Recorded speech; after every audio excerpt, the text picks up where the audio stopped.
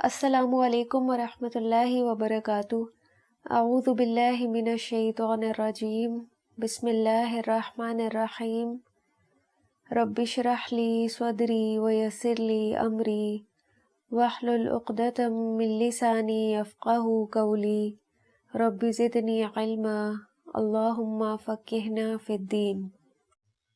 روانگی کی یاد دہانی۔ یہ روانگی دنیا سے آخرت کی طرف ہے اور دائمی زندگی سے ابدی زندگی کی طرف۔ آخری سفر کی یاد دہانی ہمارے ذہنوں میں ہمیشہ ہونی چاہیے، کیونکہ ذہن میں ہر وقت یہ روانگی تازہ رہے گی تو ہی ہم اس کے لیے تیاری کریں گے، اور ہم ہر گزرتے دن کے ساتھ قدحن کا معنی ہوتا ہے سفر کے کام میں بہت قریب ہوتے محنت جا رہے ہیں، کرنا، تکلیفیں سہ سہ جیسا کر کہ اللہ کام تعالیٰ کرنا نے بھی فرمایا اور کام کرتے چلے جانا۔ ایھا الانسان اس کی صورت یہ ہوتی ہے کہ دنیا میں رہتے ہوئے انسان کے دل میں ایک خواہش پیدا ہوتی ہے کہ اے انسان بے شک جسے تو پورا چلا کرنے جا کے وہ رہا در ہے پہ ہو اپنے جاتا رب ہے کی طرف، کہ بس جلدی سے اور وہ بلا خواہش آخر پوری تو ہو جائے، تجھے اسی کے اور حضور وہ پیش کام ہونا ابھی ہے۔ پورا بھی نہیں ہوتا کہ کوئی اور خواہش انسان کے دل میں پیدا ہو جاتی ہے۔ پھر کیا ہوتا ہے؟ وہ شخص پہلی خواہش کی تکمیل کے بعد میں آنے والی خواہش کی تکمیل کے لیے کمر باندھ لیتا ہے، اور اس طرح اس کی تمام زندگی بیت جاتی ہے کہ ایک کے بعد ایک خواہش اس کے دل میں جنم لیتی ہے اور وہ اس کی تکمیل کے لیے کوشاں رہتا ہے۔ چاہے وہ خواہش دنیا کی ہو یا دین کی ہو، اس پر محنت اور مشقت تو لگتی ہے نا۔ تو محنت اور مشقت اور تکلیفیں سہ کر کام کرتے رہنے کے لحاظ سے دونوں کا طریقہ کار یکساں ہوتا ہے، لیکن دونوں کا انجام مختلف ہے۔ یہاں تک کہ جو انسان دنیا کے لیے کوشش کر رہا ہے اور جو آخرت کے لیے کوشش کر رہا ہے، دونوں کو ہی موت آ لیتی ہے۔ تو آپ ذرا سوچ کر بتائیے کہ دونوں میں سے کس کی کوشش فائدہ مند ہوگی؟ جس نے تمام زندگی دنیا کے پیچھے کھپا دی اس کی، یا جس نے تمام زندگی اللہ کو راضی کرنے کے لیے مشقتیں برداشت کی؟ کس کی کوشش زیادہ فائدہ مند ہے؟ یقیناً دوسرے کی۔ جس کی کوشش صرف دنیا کے لیے تھی، اس کو اس کی کوشش کا صلہ اس دنیا میں ہی مل جائے گا، لیکن وہ بھی کتنا ملتا ہے؟ جتنا انسان کے مقدر میں اللہ سبحانہ و تعالیٰ لکھ دیتے ہیں۔ لیکن جس نے ساتھ آخرت کی بھی کوشش کی، اس کو دنیا تو مقدر کے مطابق ملتی ہی ہے، لیکن آخرت میں بھی بے پناہ بھلائیاں ملیں گی۔ ایک آخرت کا پیروکار شخص بھی دنیاوی ضروریات اپنی پوری کرتا ہے، جو اس کی نیڈز ہوتی ہیں وہ اس کے لیے کوشش کرتا ہے، لیکن وہ دنیا میں اتنا زیادہ نہیں کھو جاتا کہ آخرت کو بالکل بھلا دے یا اسے فراموش کر دے۔ اس کی اصل منزل اور سوچ آخرت ہوتی ہے، وہ اس کے لیے ایفرٹ کر رہا ہوتا ہے۔ وہ اپنے دنیا کے کام بھی اگر کر رہا ہوتا ہے تو اس کے پیچھے نیت اور ارادہ یہی ہوتا ہے کہ اس کے ذریعے میں نے آخرت کا فائدہ حاصل کرنا ہے۔ وہ آخرت اورینٹڈ ہوتا ہے ہمیشہ۔ دنیا میں رہتے ہوئے ہر انسان جو کوشش اور ایفرٹ کر رہا ہوتا ہے، ہر کسی کو لگتا ہے کہ میں ٹھیک کر رہا ہوں، میں ٹھیک ڈائریکشن میں جا رہا ہوں، لیکن سب کی کوشش ان کو فائدہ نہیں دے گی۔ جب ہم اللہ تعالیٰ کے پاس جائیں گے تو اللہ تعالیٰ وہاں فیصلہ فرمائیں گے اور بتائیں گے کہ کون اللہ کا پسندیدہ تھا اور کون اللہ کے غصے میں گرفتار رہا۔ قرآن سے بھی ہمیں اس کا پتہ چلتا ہے۔ آخرت میں جا کے ہم اللہ کی ناراضگی اور اللہ کی رضامندی کے بارے میں جان سکیں گے۔ دنیا میں رہتے ہوئے اس کا کوئی کرائیٹیریا نہیں ہے، لیکن کچھ علامات ایسی ہیں جس کے ذریعے انسان کو پتہ چل جاتا ہے کہ اس کا رب اس سے خوش ہے۔ جیسے جب انسان قرآن اور سنت کی پیروی کرتا ہے اور اپنی زندگی قرآن اور سنت کے مطابق ڈھال لیتا ہے تو اس کے دل میں اور اس کی زندگی میں اللہ کی بہت سی رحمتیں اور برکتیں آنا شروع ہو جاتی ہیں، اس کی زندگی میں سکون آنا شروع ہو جاتا ہے۔ تو یہ کچھ ظاہری علامات ہیں جس سے بندہ مومن کو پتہ چلتا ہے کہ اللہ تعالیٰ اس سے خوش ہیں، اس کو اپنے اللہ کے ساتھ تعلق بہتر محسوس ہوتا ہے، اچھا محسوس ہوتا ہے، ایک کنیکشن فیل ہوتا ہے اللہ کے ساتھ، اور اس طرح سے لگتا ہے کہ اللہ تعالیٰ اس کی مدد کر رہے ہیں، اس کے جتنے بھی کام ہیں اس میں آسانیاں آ رہی ہیں۔ تو یہ دنیا میں رہتے ہوئے ایک اللہ کی رضامندی کی انڈیکیشن ہوتی ہے، جس سے انسان کو پتہ چلتا ہے کہ وہ صحیح ڈائریکشن میں جا رہا ہے۔ تھوڑی دیر کے لیے اپنے ذہن میں لائیے اور سوچئے کہ اگر ہم اللہ کے حضور پہلی بار پیش ہوں اور اللہ تعالیٰ ہم سے یہ کہیں کہ میں تو اس زندگی سے جو تم گزار کر آئی ہو ناراض ہوں، تو ہم کیا کریں گے؟ ہم اپنی پوری زندگی گزار کے اللہ کے پاس جائیں گے اور اللہ تعالیٰ ہم سے کہیں کہ میں تو تم سے خوش ہی نہیں ہوں، اور اللہ تعالیٰ جب اپنا فیصلہ سنا دیں گے تو اس میں کوئی تبدیلی نہ ہوگی، کوئی طاقت اس کو تبدیل نہیں کر سکے گی، اور انسان ملامت زدہ ہو کے رہ جائے گا، ملامت زدہ کہ اچھا کچھ بھی تبدیل نہیں ہوگا۔ اور اللہ تعالیٰ نے ہمیں اس کے بارے میں آگاہ کیا ہے، سورۃ المائدہ میں اس کا ذکر ہے کہ قیامت کے دن اگر انسان جو کچھ زمین میں ہے سارے کا سارا بھی اللہ کی راہ میں فدیہ دینا چاہے عذاب سے بچنے کے لیے، تو ناممکن ہے کہ اس کا یہ فدیہ اس سے قبول کیا جائے۔ آج ہم نے اللہ کے راستے میں ایک چھوٹی سی چیز بھی دینی ہو نا تو ہمارے دل اس پہ تنگ پڑتے ہیں، کہاں یہ کہ ہمیں آخرت میں کہا جائے کہ دنیا میں زمین میں جو کچھ ہے ہم سارے کا سارا فدیہ میں دے دیں۔ ہم خوشی سے دینا چاہیں گے لیکن ہم نہ دے سکیں گے کیونکہ ہمیں اس کی اجازت نہ ملے گی۔ ایک صحیح حدیث سے بھی ہمیں پتہ چلتا ہے کہ آپ صلی اللہ علیہ وسلم نے فرمایا کہ قیامت کے دن جس دوزخی کو سب سے ہلکا عذاب ہوگا اس سے اللہ تعالیٰ پوچھیں گے، یہ احادیث ہمارے لیے ہیں کہ ہم ان سے سبق لیں، ہمیں ان کو آخرت پہ رکھ کے سوچنا چاہیے کہ اچھا اس طرح سے ہوگا۔ اللہ تعالیٰ کیا پوچھیں گے اس سے کہ اگر تمہارے پاس زمین میں جو کچھ ہے اور اس کے برابر کوئی چیز ہو تو اپنے چھٹکارے کے لیے دو گے؟ وہ شخص کہے گا ہاں، تو اللہ تعالیٰ فرمائیں گے کہ میں نے تو دنیا میں تم سے اس سے بہت ہلکی چیز مانگی تھی کہ میرے ساتھ کسی کو شریک نہ کرنا۔ کیا ہلکی چیز مانگی تھی کہ میرے ساتھ کسی کو شریک نہ کرنا، مگر تم نے اس بات کو تسلیم نہ کیا۔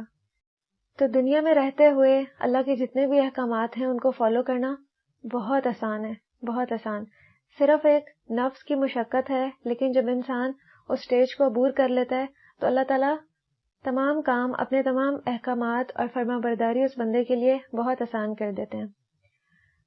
تو یہ بہت آسان ہے آخرت کی ملامت سے اور حسرت سے، ایسی حسرتیں جو انسان کو گھیر لیں گی، جو کبھی ختم نہیں ہوں گی، چاہے اس کے لیے انسان دنیا میں جو کچھ ہے سارے کا سارا فدیہ میں دینا چاہے، لیکن اس سے یہ قبول نہیں کیا جائے گا۔ اس لیے ہمیں دنیا میں ہی اللہ کی ناراضگی اور نافرمانی کے کاموں سے بچنا ہے تاکہ روز آخرت ایسے انجام سے بچ جائیں ہم۔ آج اس دنیا میں رہتے ہوئے ہمارے پاس کتنے بہانے ہیں کہ اللہ تعالیٰ کو میں یہ بھی کہہ دوں گی اور یہ بھی کہہ دوں گی، لیکن اللہ کے سامنے ہماری کوئی بات، ہمارا کوئی بہانہ کام نہیں کرے گا، کیونکہ ہمارے اعمال نامے کی کتاب تو کھلی ہوئی ہوگی۔ ہم کیا بہانہ بنائیں گے؟ ہم اللہ سے کہیں گے کہ ان مصروفیات کی وجہ سے میں نماز نہیں پڑھتی تھی، تو وہ تمام مصروفیات ہمارے اعمال نامے میں لکھی ہوئی ہوں گی جس کی وجہ سے ہم اللہ کو بھولے ہوئے تھے، کچھ بھی چھپا ہوا نہیں ہوگا، ہمارے وہاں پہ بتانے کی کچھ بھی ضرورت نہیں ہوگی۔ اللہ تعالیٰ نے ایک ایک چیز، ہماری ایک ایک بات اپنے پاس نوٹ کی ہوئی ہوگی، اور ہم اس سے انکار بھی نہیں کر سکیں گے، کیونکہ اس دن تو ہمارے اعضاء ہمارے خلاف گواہی دیں گے کہ اگر ہم نے اپنی زبان سے کچھ بھی غلط کہا۔ اور پھر ہوگا یہ کہ اللہ تعالیٰ بھی اس بندے کو بھلا دیں گے کہ جس نے دنیا میں اللہ کو بھلائے رکھا، کیونکہ اللہ تعالیٰ نے کیا فرمایا ہے کہ جو اللہ کا ذکر بھول گیا اللہ تعالیٰ بھی اسے فراموش کر دیتے ہیں، اس کو بھلا دیتے ہیں۔ تو ہم آج اللہ کو کیوں بھلائے بیٹھے ہیں؟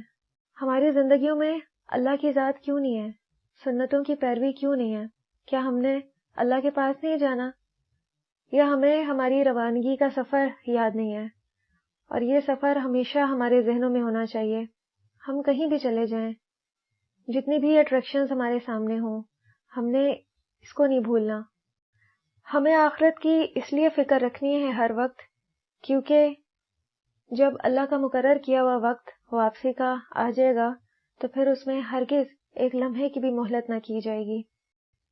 قرآن کی ایک آیت سے ہمیں اس کا پتہ چلتا ہے، وَلَن يُؤَخِّرَ اللَّهُ نَفْسًا إِذَا جَاءَ أَجَلُهَا وَاللَّهُ خَبِيرٌ بِمَا تَعْمَلُونَ، اور جب کسی کا مقررہ وقت آ جاتا ہے تو پھر اسے اللہ تعالیٰ ہرگز مہلت نہیں دیتے، اور جو کچھ تم کرتے ہو اسے اللہ بخوبی جانتا ہے۔ مرنے کے قریب انسان کے سامنے سارے حقائق آنا شروع ہو جاتے ہیں، آخرت کے بارے میں جتنے بھی پردے ہیں وہ سارے سامنے سے ہٹنا شروع ہو جاتے ہیں. آج دنیا میں رہتے ہوئے تو ہم ان چیزوں کو نہیں دیکھ سکتے کیونکہ ہماری نظروں سے وہ تمام چیزیں اوجھل ہیں، لیکن موت کے قریب شخص یا موت کے بعد وہ تمام چیزیں نظروں کے سامنے آنا شروع ہو جاتی ہیں. تو اس وقت اگر کوئی اللہ سے مہلت مانگتا ہے، مہلت عمل یا مہلت زندگی، تو اس کو ہرگز نہیں دی جاتی ہے مہلت. تو عقل مند انسان پھر کون ہے جو اس وقت سے پہلے، مرنے سے پہلے اپنے دلوں کی غفلتوں کو دور کر کے آخرت کی تیاری میں لگ جائے. یہ ہے اصل عقل مند. وَجَاءَتْ سَكْرَةُ الْمَوْتِ بِالْحَقِّ ذَلِكَ مَا كُنْتَ مِنْهُ تَحِيدُ. آ پہنچی ہے موت کی سختی حق کے ساتھ، یہی ہے کہ جس سے تو بھاگتا تھا. ایک سوال ہے، کیا ہم بھی موت سے بھاگتے ہیں؟ موت کے بعد کی زندگی کی تیاری نہ کرنا بھی موت سے بھاگنا ہی ہے. اور جب موت کی سختی طاری ہونا شروع ہوتی ہے تو آخرت اور قیامت کے تمام حقائق نظروں کے سامنے ظاہر ہونا شروع ہو جاتے ہیں. تو اس وقت انسان سے کہا جاتا ہے کہ یہ وہی موت ہے جس سے تم فرار اختیار کرتے تھے. موت کے وقت انسان کو یہ بات بھی سمجھ آ جاتی ہے کہ جس محاسبے اور برے انجام سے انبیاء ڈرایا کرتے تھے بالکل برحق تھا. یہ بات ہر ایک کو سمجھ آ جاتی ہے، چاہے کوئی مسلمان ہے یا غیر مسلم ہے. موت کا فرشتہ نظر آتے ہی سب حقیقتیں ظاہر ہونے لگتی ہیں. انبیاء کرام جو پیغام لائے تھے کہ دوبارہ جی کر اٹھنا ہے اور محاسبہ ہونا ہے، ہم میں سے ہر ایک اس سے کس طرح راہ فرار اختیار کرتا ہے. جو پیچھے بات ہوئی نا موت سے بھاگنا، یہی مفہوم ہے اس کا کہ انسان اپنے نفس کو اللہ کی فرما برداری اور اللہ کی اطاعت پر یہ کہہ کر مطمئن کر لیتا ہے کہ اللہ تعالیٰ تو بہت غفور و رحیم ہے، اگر میں نماز نہیں بھی پڑھوں گی تو کوئی بات نہیں، اللہ تعالیٰ مجھے معاف کر دیں گے. اسی طرح باقی فرائض، لہٰذا میرا تو محاسبہ ہی نہیں ہوگا، میں تو سیدھی جنت میں جاؤں گی. موسٹلی انسان کی یہ فطرت ہے کہ وہ اللہ کے راستے پہ چلنے کو ٹالتے رہتے ہیں. روز کوئی نہ کوئی نیا کام، کوئی نیا بہانہ، کوئی نئی اٹریکشن، ہر دن اسی طرح ضائع کر دیتے ہیں. کتنے لمحے، کتنے گھنٹے، کتنے ہفتے، کتنے مہینے، کتنے سال اللہ کو بلائے رہتے ہیں، اللہ کے راستے پہ چلنے کو ٹالتے رہتے ہیں، مؤخر کرتے رہتے ہیں، یہاں تک کہ کیا ہوتا ہے، موت اس شخص کو گھیر لیتی ہے. پھر ہر انسان کو موت کے وقت اپنے اس کیے کا احساس ہوتا ہے. وہ جو اس کی آنکھیں ہیں نا جو غفلت کی وجہ سے بند ہوتی ہیں، وہ اس ٹائم کھل جاتی ہیں، اور اس کو پھر ایسا شدید احساس ہوتا ہے اور دل میں یہ شدید آرزو آتی ہے کہ کاش کچھ مہلت عمل مل جائے، کچھ مہلت عمل. اور وہ اس مہلت عمل میں کیا کرنا چاہتا ہے؟ ان تمام اٹریکشن سے ہٹ کے جو اللہ کے راستے کو بلائے رکھتی ہیں، جو انسان کو مشغول رکھتی ہیں، کہ ان تمام اٹریکشنز سے ہٹ کے وہ صرف اللہ کی رضا والی زندگی گزارے. سب کچھ، دنیا کا سب کچھ فراموش کر دے، ایک طرف رکھ دے، اور کیا کرے؟ اللہ کے راستے پہ چلے. لیکن اس وقت انسان کی یہ آرزو اور خواہش کسی صورت پوری نہیں ہوگی، کسی صورت، اور وہ صرف حسرت بن کے رہ جائے گی اس کے دل میں ہمیشہ کے لیے. یہ حسرت صرف اللہ کے بہت گناہ گار بندوں کو نہیں ہوگی. ایک وہ شخص جس نے اللہ کی رضا میں اپنی زندگی گزاری، اس کو بھی کچھ نہ کچھ حسرت کا سامنا کرنا پڑے گا. وہ حسرت کیا ہوگی کہ کاش وہ لمحات بھی جو میں نے اللہ کے ذکر سے غفلت میں گزار دیے، میں ان کو اللہ کے ذکر سے غفلت میں نہ گزارتا بلکہ اللہ کی اطاعت میں گزارتا. تو یہ حسرت ہر ایک کو ہوگی. تو ہمیں کوشش کرنی چاہیے کہ ہم اپنے لمحات کی بھی حفاظت کریں اور اپنے ٹائم کو ضائع نہ کریں، تاکہ روز قیامت یہ ہمارے لیے حسرت نہ بنے. لہٰذا اس حسرت کے واقع ہونے سے پہلے اپنے اللہ کو منائیں، اللہ کو راضی کرنے کی کوشش کریں. اللہ تعالیٰ بہت جلدی مان جاتے ہیں، بہت جلدی. صرف ایک بار بیٹھ کے اپنے گناہوں کو یاد کر کے ندامت کے آنسو بہائیں، اللہ سے معافی مانگیں کہ پیچھے جو ہو گیا وہ آج کے بعد نہیں ہوگا. تو اللہ تعالیٰ آپ کے بیٹھے بیٹھے آپ کو معاف کر دیں گے، آپ کے دل سے گناہوں کا وہ تمام میل دور کر دیں گے، اور آپ کا دل بالکل آئینے کی طرح سفید ہو جائے گا، صاف ہو جائے گا۔ آج ہی اللہ کو راضی کریں، کیونکہ جب روز قیامت انسان کے ہاتھ میں اس کا نامہ اعمال دیا جائے گا تو پھر غفلت کے پردے اگر ہٹے بھی تو کیا ہٹے۔ اور دنیا میں انسان کے اوپر غفلت کیوں طاری ہوتی ہے؟ کیونکہ آج ہم نہ قبر کا منظر دیکھ سکتے ہیں، نہ ہی روز محشر کا انجام دیکھ سکتے ہیں، تو یہ پردہ اٹھنے کے ساتھ ہی انسان کی تمام غفلت دور ہو جائے گی، تمام غفلت۔ آج دنیا میں رہتے ہوئے ہمیں یہ چھوٹی چھوٹی پریشانیاں بھی بہت بڑی لگتی ہیں، بہت بڑی، جبکہ قیامت کی ہولناکیاں اس سے بڑی کوئی پریشانی نہیں ہے۔ ہم چھوٹی چھوٹی باتوں کو لے کے آج پریشان رہتے ہیں، کسی نے اگر کچھ کہہ دیا اس کو دنوں اپنے دل پہ لگائی رکھتے ہیں، اسی غم میں گھلتے رہتے ہیں۔ تو جس کے دل کو آخرت کا غم لگ جائے اس کے لیے یہ دنیا کی تکلیفیں، دنیا کی باتیں، دنیا کی پریشانیاں بہت چھوٹی ہو جاتی ہیں، ویلیو لیس ہو جاتی ہیں۔ جب کسی انسان کو موت پہنچتی ہے تو اس کی روح قبض کرنے کے لیے جو فرشتے آتے ہیں وہ ذرا بھی کوتاہی نہیں کرتے اس میں۔ قرآن سے ہمیں اس کا پتہ چلتا ہے، حَتَّى إِذَا جَاءَ أَحَدَكُمُ الْمَوْتُ تَوَفَّتْهُ رُسُلُنَا وَهُمْ لَا يُفَرِّطُونَ، کہ وہ جو اللہ کے بھیجے ہوئے فرشتے ہیں وہ اس میں کوئی کوتاہی نہیں کرتے۔ فرشتوں کے علاوہ اگر ہم اللہ کے باقی طبعی قوانین کو بھی دیکھیں تو اس کے سامنے بھی ساری مخلوق اور انسان بالکل بے بس اور مجبور ہیں۔ بالکل شروع سے لیجئے کہ ماں کے پیٹ میں ہر شخص کی اللہ تعالیٰ جیسے چاہتے ہیں صورت بنا دیتے ہیں، اس میں اس بچے کا کچھ بھی عمل دخل نہیں ہوتا۔ اسی طرح جب اس دنیا میں انسان آتا ہے تو کھانے پینے پر مجبور ہے، اسی طرح وہ بچپن سے جوانی اور جوانی سے بڑھاپے کے تمام مراحل طے کرنے پر بھی مجبور ہے۔ کیا یہ میری اور آپ کی خواہش سے ہوتا ہے؟ نہیں، اس میں خواہش کا کوئی عمل دخل نہیں ہے، یہ سب اللہ کی مرضی سے ہو رہا ہے۔ تو فرشتے بھی انسان کی ہر وقت حفاظت کرتے ہیں جب تک موت کا وقت نہیں آتا۔ خواہ انسان کو کوئی حوادث کا سامنا کرنا پڑے تو فرشتے اس کی جان کی حفاظت کرتے ہیں جب تک اللہ کو منظور ہو، لیکن جب موت کا وقت آ جاتا ہے کوئی حکیم، کوئی ڈاکٹر، اس کا مال و دولت، اس کے نہایت ہی قریبی رشتہ دار اسے موت کے منہ سے نہیں بچا سکتے۔ اس کے بعد موت کی منازل کو طے کرنا، دوبارہ زندہ ہونا، اپنے اعمال کی جواب دہی کے لیے اللہ کے حضور پیش ہونا، اور اس کے بعد ان اعمال کی جزا اور سزا پانے پر بھی انسان مجبور ہے، اور کوئی چیز اسے ان نتائج سے بچا نہیں سکتی۔ فرشتے اپنی ڈیوٹی سر انجام دینے میں ذرا بھی غفلت نہیں کرتے ہیں، اور ہم انسان ذرا اپنا جائزہ لیں کہ ہمیں بھی ایک ڈیوٹی ملی ہے نا، اور ایک حکم ملا اللہ کی طرف سے۔ فرشتوں کا تو کوئی مواخذہ نہیں ہوگا، حساب تو ہمارا ہوگا۔ ہمیں کیا حکم ہے کہ ہم اپنی زندگی قرآن اور سنت کے مطابق گزاریں، اور ہم اس میں کتنی غفلت سے کام لیتے ہیں، کتنی غفلت سے کام لیتے ہیں۔ دوسری طرف فرشتوں کو دیکھیں، وہ اپنی ڈیوٹی پہ ایسے جمے ہوئے ہیں، ایسے لگے ہوئے ہیں کہ اللہ تعالیٰ فرماتے ہیں کہ جو فرشتہ تمہاری جانیں قبض کرنے کے لیے آتا ہے تو وہ اس میں ذرا کوتاہی نہیں کرتے۔ کس طرح کوتاہی نہیں کرتے؟ ایک تو یہ کہ وہ اس ٹائم کو ڈیلے نہیں کرتے ہیں، جو اللہ تعالیٰ نے فکس ٹائم رکھا ہوا ہے واپسی کا، وہ اس ٹائم پہ روح قبض کر لیتے ہیں۔ اور دوسرا، وہ غلطی بھی نہیں کھاتے۔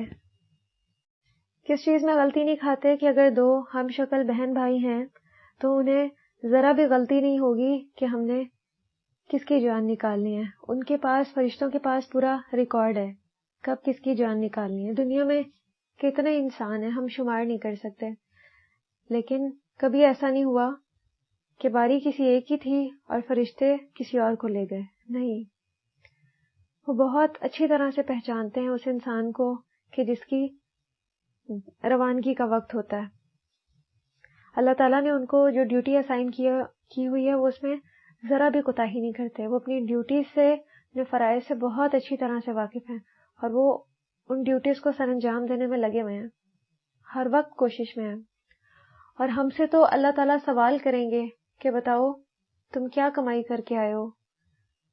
ہمیں اس دن کی بہت سیریس ہو کے تیاری کرنی چاہیے، اور اپنے انجام کو ہمیشہ اپنی نظروں کے سامنے رکھنا چاہیے، اس کو ایک لمحے کے لیے بھی ہمیں بھولنا نہیں چاہیے۔ انسان کے پاس موجود جتنی بھی قوتیں اور طاقتیں ہیں وہ سب اللہ سبحانہ و تعالیٰ کے اختیار میں ہیں۔ اللہ تعالیٰ جب چاہتے ہیں بہت ہمت اور طاقت دے دیتے ہیں، لیکن جب اللہ کا اختیار ہو وہ طاقت آہستہ آہستہ کم ہونا شروع ہو جاتی ہے۔ جب انسان بڑھاپے میں انٹر ہوتا ہے اور اس کے بعد جتنا بھی ٹائم پیریڈ ہے وہ اسی طرح کا ہوتا ہے کہ کھایا پیا بھی فائدہ نہیں دیتا، اس طرح سے طاقت نہیں پہنچاتا، طاقت کم ہونا شروع ہو جاتی ہے۔ اور قرآن کی ایک آیت میں ہے کہ جب موت کا وقت قریب آتا ہے اور پنڈلی پنڈلی سے جڑ جاتی ہے، جو ہمارا جوانی کا ٹائم پیریڈ ہوتا ہے اور طاقت کا لیول بہت عروج پہ ہوتا ہے، ہم سوچتے ہیں کہ شاید یہ صحت اور طاقت ہمارے پاس ہمیشہ ایسے ہی رہے گی، لیکن ایسا نہیں ہوتا۔ جب موت کا وقت قریب آتا ہے تو انسان کی بے بسی کی یہ کیفیت ہوتی ہے کہ اس کو کہا گیا پنڈلی سے پنڈلی جڑ جاتی ہے، کہ وہ اپنے پاؤں کو بھی علیحدہ نہیں کر سکتا، کیونکہ پاؤں کی طرف سے جان نکلنا شروع ہوتی ہے اور انسان میں یہ سکت اور طاقت ختم ہو جاتی ہے کہ وہ ایک پنڈلی کو دوسری پنڈلی ہٹا کر الگ کرے۔ یہ ہے انسان کی حیثیت، اتنا کمزور ہے وہ۔ اور جب یہ کیفیت طاری ہو جاتی ہے تو اس وقت سمجھ میں آنا شروع ہو جاتا ہے اور یقین ہو جاتا ہے کہ اب یہ مال، اولاد اور دنیا کی ہر چیز سے جدائی کا مرحلہ آ گیا ہے اور اب رب سے ملاقات کا وقت آ گیا ہے۔ تو کیا ہم اللہ سے ملاقات کی تیاری کر رہے ہیں؟ کیا ہم اپنے پاس اعمال کا ایسا ذخیرہ اکٹھا کر رہے ہیں کل ہم اللہ کی بارگاہ میں پیش کر سکیں کہ اللہ یہ اعمال میں نے آپ کی خوشنودی کے لیے کیے تھے، آپ کی رضامندی کے لیے کیے تھے، اس لیے کیے تھے کہ آپ روز قیامت مجھ سے راضی ہو جائیں گے، تو آج آپ مجھ سے راضی ہو جائیں۔ کیا ہم یہ تیاری کر رہے ہیں یا بس کل ایسے ہی جا کے اچانک اپنے رب سے ملاقات کر لیں گے، کچھ بھی تیاری نہیں کی ہوگی اس کے لیے؟ تو پھر ہم کیا ایکسپیکٹ کرتے ہیں؟ کیا ایکسپیکٹ کرتے ہیں کہ ہمارا انجام کیا ہوگا؟ اللہ تعالیٰ ہمارے ساتھ کیا معاملہ کریں گے؟ بندہ مومن تو موت کی یاد کے ساتھ اپنی زندگی گزارتا ہے، اور کیسی زندگی گزارتا ہے؟ تقوی والی۔ اور موت کو یاد رکھنا مومن کو تقوی کے قریب کرتا ہے، اور اس طرح موت کے بعد کے اعمال کی جواب دہی کے خوف سے وہ گناہوں سے بچا رہتا ہے۔ نبی صلی اللہ علیہ وسلم نے فرمایا صحیح حدیث سے کہ لذتوں کو مٹانے والی چیز یعنی موت کو کثرت سے یاد کیا کرو۔ کو اپنی زندگی میں جب بھی کوئی مشکل یا پریشانی بہت بڑی لگے نا تو اپنی موت کو یاد کر لیا کریں کہ ایک وقت آئے گا جب یہ تکلیف اور پریشانی ختم ہو جائے گی۔ تو ایسا سوچنے سے بڑی پریشانی بھی پھر بہت ہلکی لگتی ہے کہ ہم نے تو اس دنیا میں رہنا ہی نہیں ہے، یہ بہت عارضی مقام ہے جہاں پہ ہم رہ رہے ہیں مسافر کے طور پہ، ایک دن ہم نے یہاں سے چلے جانا ہے اپنے اصلی گھر کی طرف۔ تو پھر اس کے بعد جب ہم اس طرح سے سوچیں گے تو ہماری تکلیفیں اور پریشانیاں آسان ہونا شروع ہو جائیں گی۔ پریشانیاں اور تکلیفیں جتنی بھی زیادہ ہوں، آزمائش جتنی بھی سخت کیوں نہ ہو، بندہ مومن کو موت کی آرزو کرنے سے روکا گیا ہے۔ کیوں؟ تاکہ وہ اپنی زندگی کو غنیمت سمجھتے ہوئے زیادہ سے زیادہ نیکیاں سمیٹ لے، اور اگر اس کے کچھ اعمال بد ہیں تو شاید اسے توبہ کی توفیق بھی مل جائے۔ اور بندہ مومن کبھی بھی اپنی توبہ کو ڈیلے نہیں کرتا، وہ اس آس پہ نہیں بیٹھا رہتا کہ ابھی تو بہت زندگی ہے، میں اللہ کی طرف رجوع کر لوں گا، توبہ کر لوں گا۔ نہیں، بندہ مومن اپنی توبہ کو کبھی ڈیلے نہیں کرتا، بلکہ وہ دن میں کئی بار اللہ کے حضور توبہ استغفار کرتا ہے، اپنے گناہوں پہ مغفرت کی دعا کرتا ہے، تو اس کی اس دعا کے نتیجے میں اللہ تعالیٰ اس کے دل کو گناہوں سے صاف کرتے رہتے ہیں اور پھر وہ نیکیوں میں آگے بڑھتا رہتا ہے۔ تو اس لیے تکلیف یا پریشانی میں موت کی دعا نہیں کرنی چاہیے۔ ہاں، اس طرح سے دعا کر سکتے ہیں کہ اے اللہ مجھے اس وقت تک زندہ رکھنا جب تک زندگی میرے لیے بہتر ہے، اور مجھے موت اس وقت دینا جب موت میرے لیے بہتر ہے۔ اور اتنی بڑی بشارت ہے کہ نبی صلی اللہ علیہ وسلم نے فرمایا جب تم میں سے کوئی شخص کسی تکلیف یا مرض کی وجہ سے جو اسے پہنچے صبر کرتا ہے تو اللہ تعالیٰ اس کی اس تکلیف کے بدلے اس کے درجات بلند کرتے ہیں، اس کے نامہ اعمال میں نیکیاں لکھ لیتے ہیں۔ تو انسان کو پیش آنے والی کوئی بھی پریشانی یا تکلیف جس پہ وہ صبر کرتا ہے وہ رائیگاں نہیں جاتی، اللہ تعالیٰ اس تکلیف کے بدلے اس کے نامہ اعمال میں بہت سی نیکیاں اور اجر لکھ لیتے ہیں۔ اسی طرح اللہ تعالیٰ نے ہر انسان کی موت کے لیے ایک جگہ مقرر کی ہوئی ہے کہ اس کو اس مقام پہ موت آئے گی، اور صحیح حدیث سے ہمیں پتہ چلتا ہے کہ جب اللہ تعالیٰ کسی بندے کو کسی خاص مقام پر فوت کرنے کا ارادہ فرماتے ہیں تو اس کے لیے وہاں کوئی ضرورت پیدا کر دیتے ہیں کہ انسان بہانے سے وہاں پہنچ جاتا ہے۔ ہماری زندگی میں کچھ مقام لازمی آتے ہیں، جیسے وہ جگہ جہاں پیدا ہوئے، پھر اس کے بعد جہاں زندگی گزاری، پھر وہ جگہ جہاں پہ موت آئے گی، اور پھر اس کے بعد آخرت کا مقام۔ یہ سارے مقام ہم ان سٹیجز سے گزرتے ہیں، لیکن اصل ویلیویبل مقام کون سا ہے؟ آخرت کا۔ ہماری نظر میں اصل ویلیو اس کی ہونی چاہیے۔ اگر ہم اپنی بچپن کی زندگی کو دیکھیں تو اس وقت میں ہمیں کن چیزوں سے کھیلنا پسند تھا؟ اپنے بچپن پہ ذرا نظر دوڑائیے۔ ہم سب کو گڑیا سے کھیلنا بہت پسند تھا اور بہت اچھا لگتا تھا ہمیں اس سے کھیلنا، اور اگر اس ٹائم پیرنٹس ہم سے پوچھتے تھے کہ کیا لینا ہے تو ہماری ڈیمانڈ بھی یہی ہوتی تھی، ڈال لینی ہے، ڈال ہاؤس لینا ہے۔ ہماری عمر کتنی ہوگی اب؟ 25 سے 40 سال کے درمیان۔ کیا آج ہم ان چیزوں سے کھیلنا پسند کریں گے جن سے ہم بچپن میں کھیلا کرتے تھے اور بہت شوق سے کھیلتے تھے؟ بالکل بھی نہیں۔ ہماری نظر میں ان ڈالز کی بالکل بھی اب کوئی ویلیو نہیں ہے جن سے ہم کھیلتے ہوتے تھے۔ اسی طرح جب ہم آخرت میں چلے جائیں گے، آخرت میں قدم اٹھائیں گے، تو جو کچھ آج ہمارے پاس ہے، ہم عمر کے جس حصے میں ہیں، ہمارے پاس آج جو کچھ ہے، اللہ کی جو نعمتیں ہیں، اس کو دیکھ لیجئے آپ کے پاس کیا کیا کچھ ہے۔ تو آخرت میں اس کی کوئی بھی ویلیو نہیں رہے گی ہماری نظر میں۔ جب ہم آخرت کی نعمتوں کو دیکھیں گے تو ہمیں اس وقت اپنی پسند اہم لگے گی آخرت کی نعمتوں کے مقابلے میں۔ جس طرح آج ہمیں بچپن میں ڈالز کے ساتھ کھیلنا کیا لگتا ہے کہ ہم نہیں پسند کرتے آج اس طرح سے کرنا، اسی طرح جب ہم آخرت میں قدم رکھ لیں گے تو آج ہمارے پاس جو کچھ ہے اس کو دیکھ لیجئے، گھر ہے، اچھی سواری ہے، مال و دولت ہے، اور ہر کسی کی پسند مختلف ہو سکتی ہے۔ تو آخرت کی نعمتوں کے سامنے ہمیں یہ دنیا کی نعمتیں گڑیا اور گڑیا کے گھر جیسی لگیں گی۔ سمجھ رہے ہیں نا آپ؟ تو اپنی ترجیحات کو بدلیے، آخرت کی نعمتوں کو اپنی ترجیحات بنائیے اور اس کی جستجو کیجیے۔ اللہ تعالیٰ ہمارے دلوں میں اپنی ایسی محبت پیدا کریں کہ ہم صحیح معنوں میں آخرت کے لیے کوشش اور جستجو کرنے والے بن جائیں، اور اس دنیا میں ہم جس مقصد کے لیے بھیجے گئے ہیں ہم اس کی تیاری کریں۔ وآخر دعوانا ان الحمد للہ رب العالمین۔ سبحانک اللہم و بحمدک، نشہد ان لا الہ الا انت، نستغفرک و نتوب الیک۔ والسلام علیکم ورحمۃ اللہ وبرکاتہ۔